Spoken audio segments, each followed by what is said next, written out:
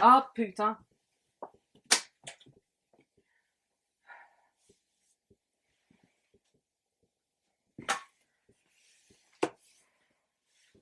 Là. Hey, installe-toi. Et c'est parti.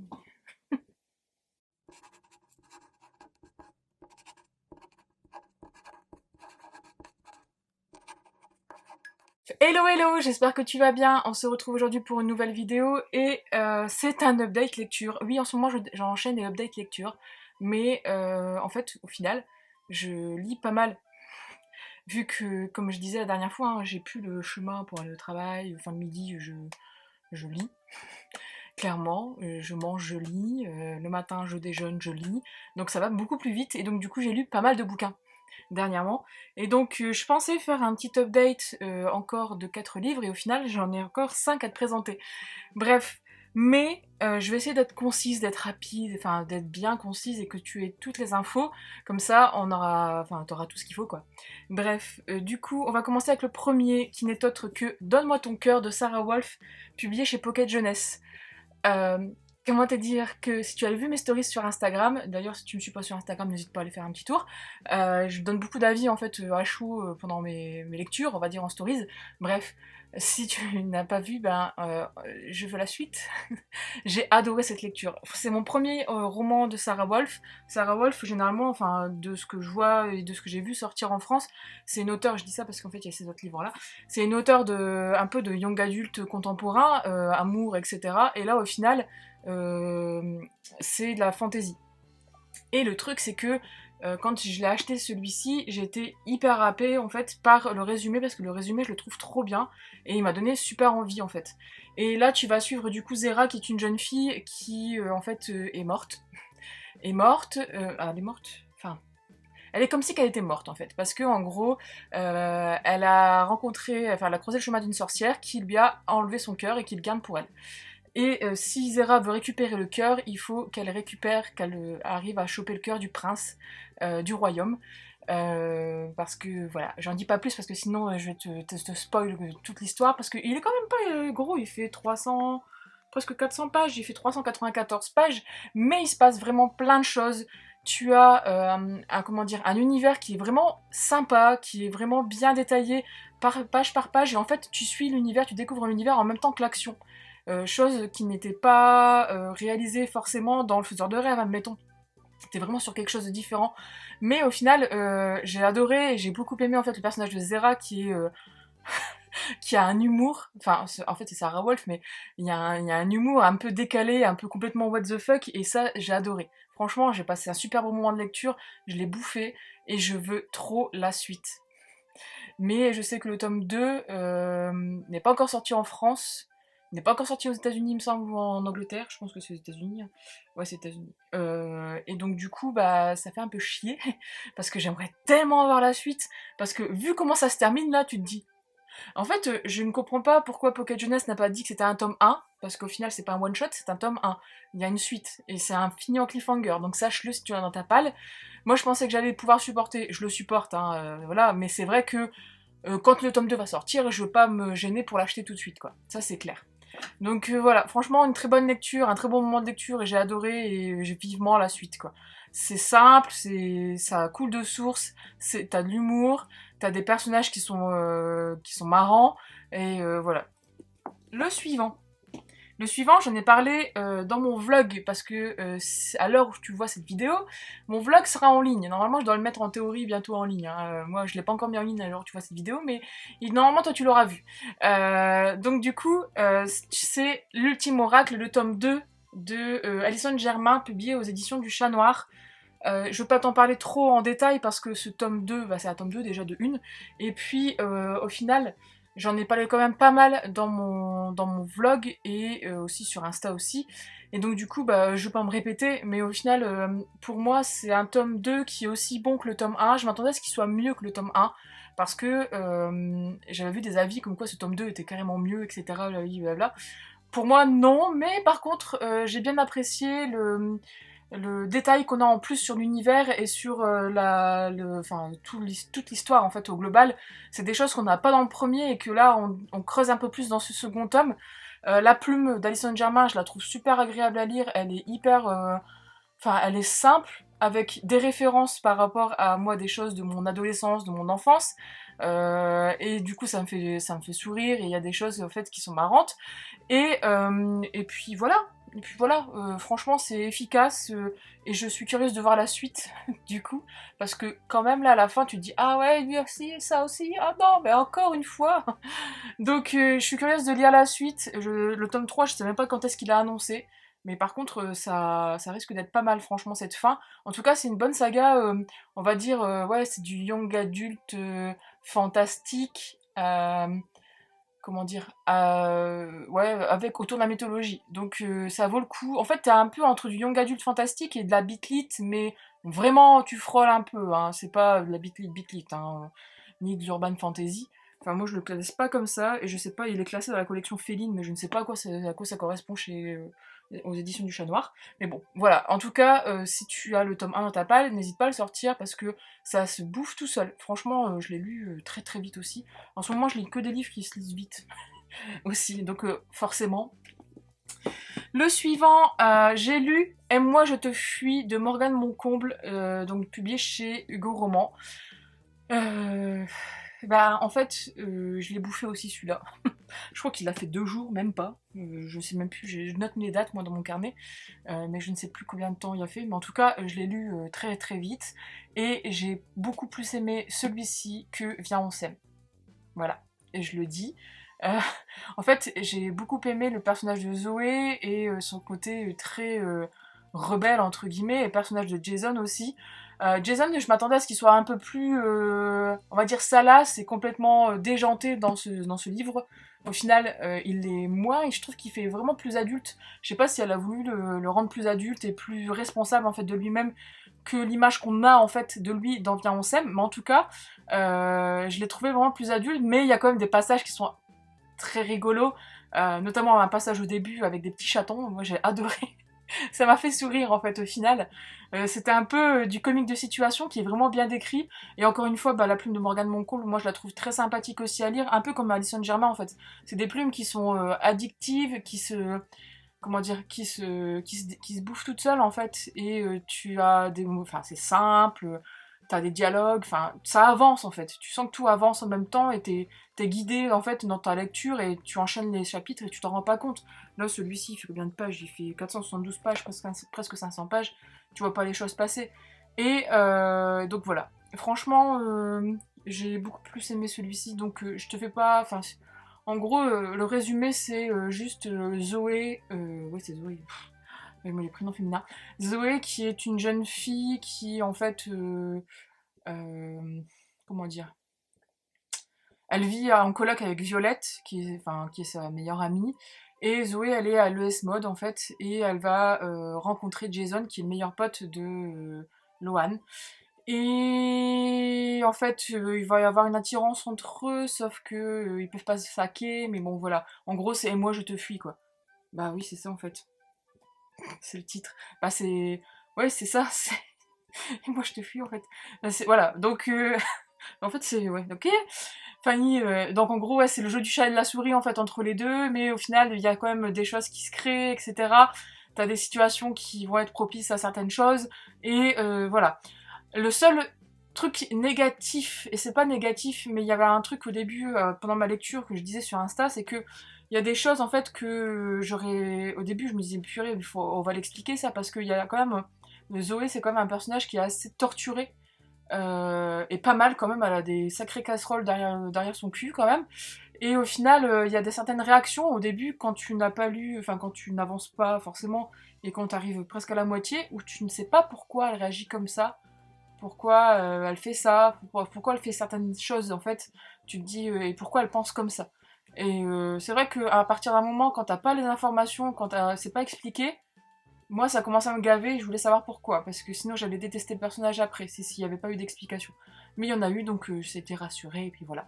Donc une petite romance qui se lit très vite, très bien, et qui se bouffe, mais qui est mieux quand même que Viens on s'aime. Moi je trouve que, en fait, Au final, j'ai trouvé que celui-ci était beaucoup plus actif, entre guillemets, que Viens on s'aime. Je sais pas si...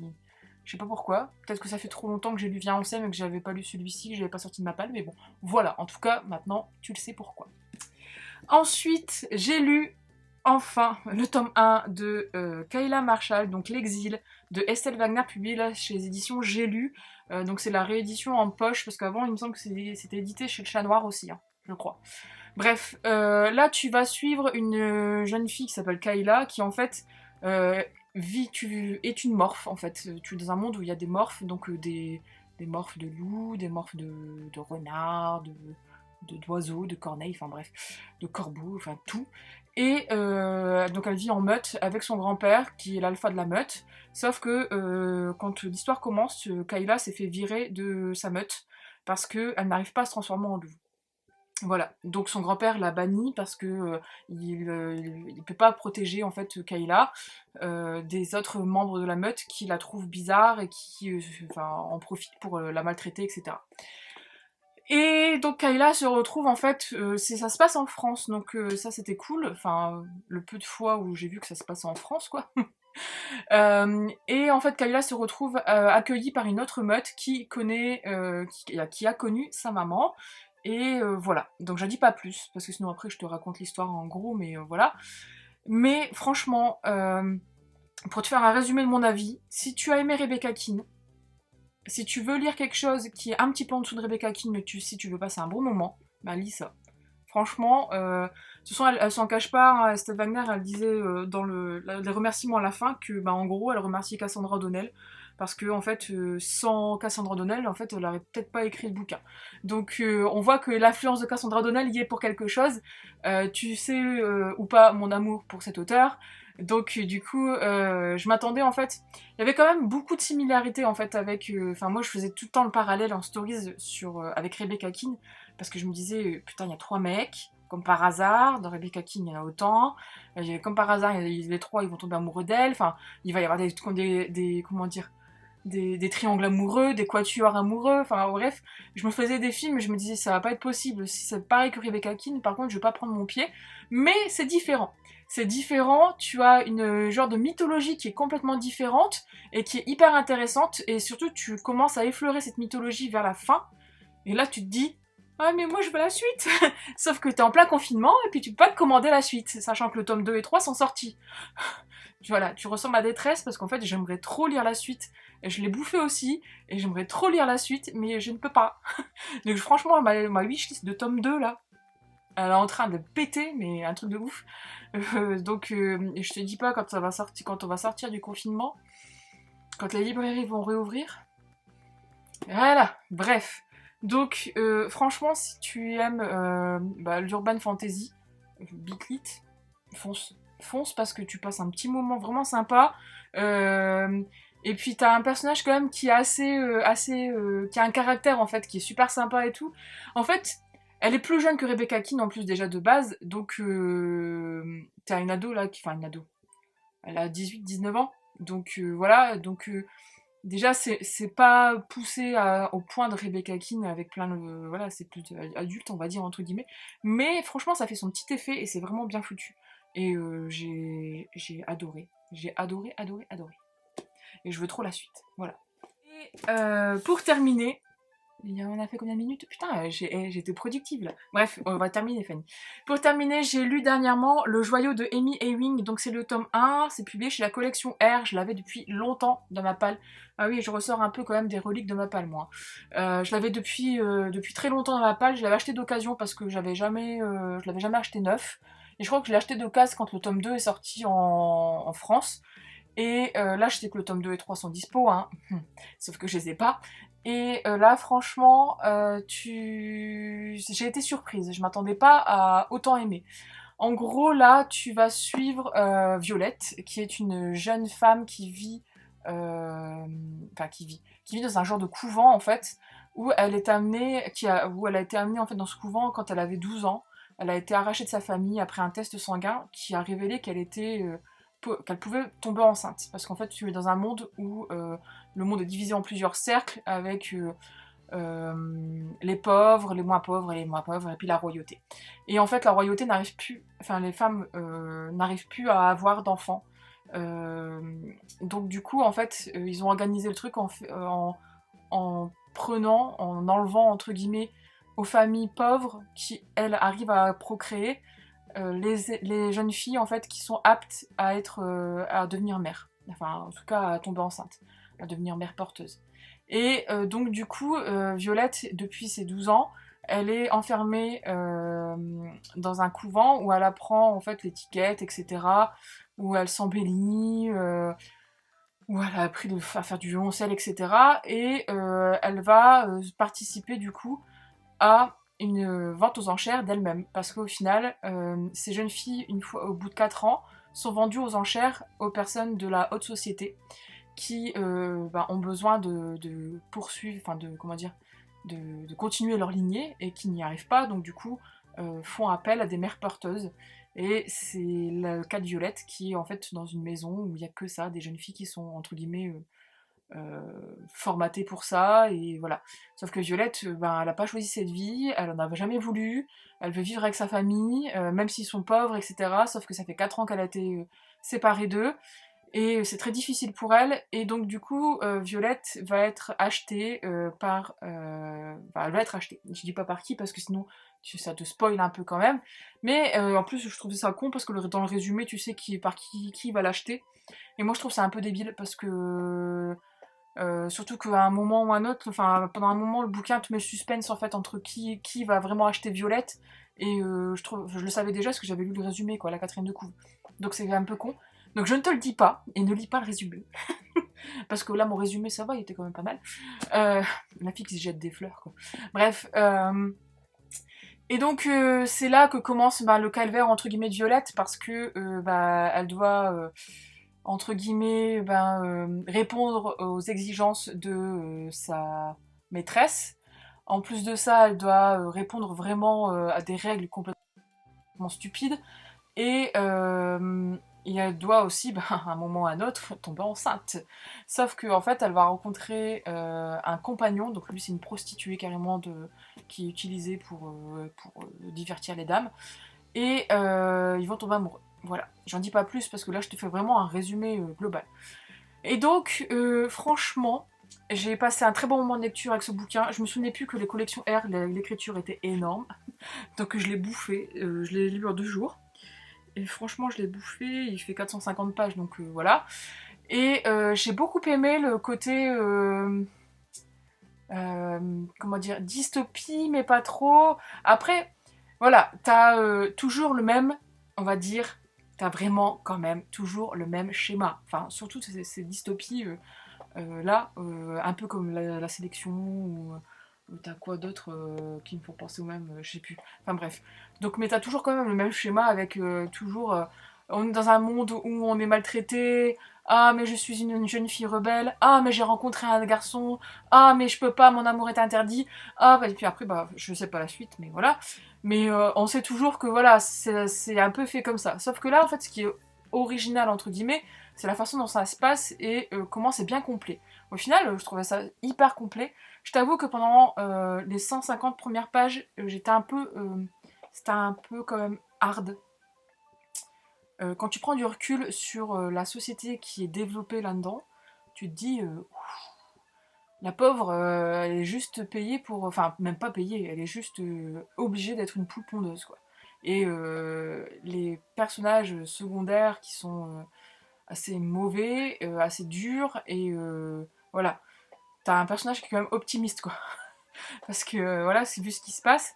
Mais après, en fait, tout se développe, tu comprends plein de choses en même temps que Violette, en fait, au final. Parce que les filles aussi, elles savent juste qu'elles vont être mères porteuses, mais elles savent pas ce qui tourne autour du contexte royal, du contexte... enfin, de la royauté, dans le joyau, justement. Le joyau, c'est le cœur, en fait, de la cité. Le cœur où vivent tous les nobles. Et donc, du coup, elle va devoir faire avec. Sauf que, bon, il y a des choses, voilà. Bref. Donc voilà, ça a été une bonne découverte pour moi. Il y a juste un truc qui m'a dérangée, et j'ai dit sur Insta, c'est que il se passe quelque chose avec le docteur gynécologue obstétricien. où je trouve que c'est soit un faux raccord, soit en fait un manquement de l'auteur, ou c'est complètement... Enfin, pas un faux... Si, c'est un faux raccord, soit c'est un faux raccord, mais je dis ça, c'est un faux raccord, mais c'est en cinéma, mais c'est une incohérence, voilà, je vais y arriver. Donc à mon avis, ça doit être une incohérence de la part de l'auteur, mais comme j'ai pas lu les 2 autres tomes, je me dis que peut-être, c'est pas forcément ça. Mais bon, on verra. Je suis curieuse de lire la suite. Pareil, j'ai pas le tome 2 ni 3 avec moi, donc ça va être compliqué. Bref, n'hésite pas à me dire si tu as lu un de ces livres. Je me dépêche de faire la fin parce que ma batterie clignote, j'ai plus de batterie, ma caméra. N'hésite pas du coup à me dire si tu as lu un de ces livres, s'ils t'ont plu, etc. Qu'on puisse échanger comme d'habitude. Et j'espère du coup que cette vidéo t'a plu. Et puis, ben voilà, je te dis à bientôt pour une prochaine vidéo. Et puis c'est tout. À bientôt! Et je vais me dépêcher d'aller la recharger parce que je ne comprends pas. Pourtant elle est branchée. Comment se fait-ce?